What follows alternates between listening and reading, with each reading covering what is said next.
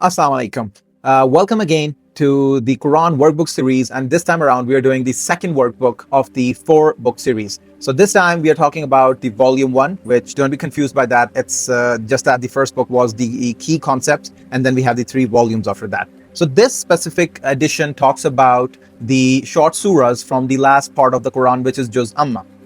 Let's flip some pages together to give you a feel of how this book is colorfully, thoughtfully designed for young kids, and how they can actually build their connection with the book, with the book of guidance from with the Quran from a very early age.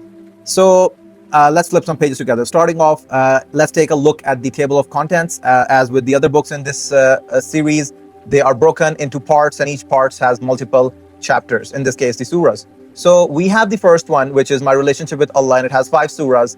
So kids are we're going to see in just a moment on how the pages are structured, how they're going to be learning the verses, they'll be learning the meaning, and they'll be doing some activities just reinforcing those.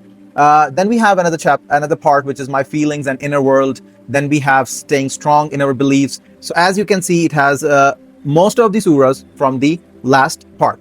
Then we have at the end of this book, we have the fill in the blanks followed by the answer key, and then we have a self-assessment tracker. Now this book is intended for kids around 8 plus, but that's not a hard and fast rule. You may want to test your kid if they are 6 or 7. So once again, it all depends on the kid and on when they start. So the sooner you do it, the better it is.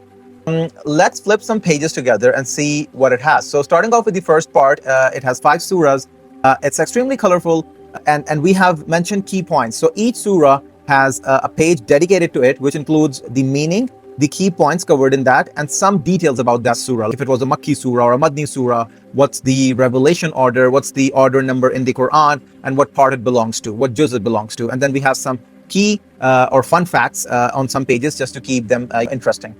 So as you can see on the second page, we have the Surah Fatiha, and we have the translation, an easy explanation page, followed by a matching activity. In this matching activity, whatever they learned about the surah, they will be revisiting the concepts, and it's actually a great way of reinforcement.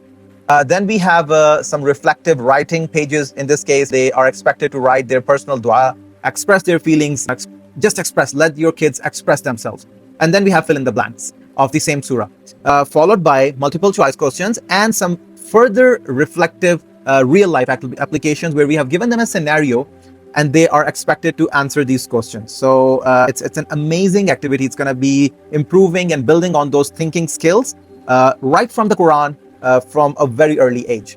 Then we have, kids love the word searches. So we have added those word searches from the words, of the surah. So in this case, we have added help, what does worship mean, what does guidance mean, all the words contained within the first surah of the Quran, Surah Al-Fatiha itself. And I'm going to show you, I'm going to take you towards the end of the book. All the pages are extremely colorful, engaging. And then we have the fill in the blanks and the answer keys at the end, just to reinforce what they have learned throughout the book. So there is a sample of the answer pages that is at the end as well. So do let me know on your comments, whatever thoughts that are popping in your head, and I would love to hear from you. So Jazakumullah khair for listening, and stay tuned, and see you next time around, inshallah, with the 3rd book in this series.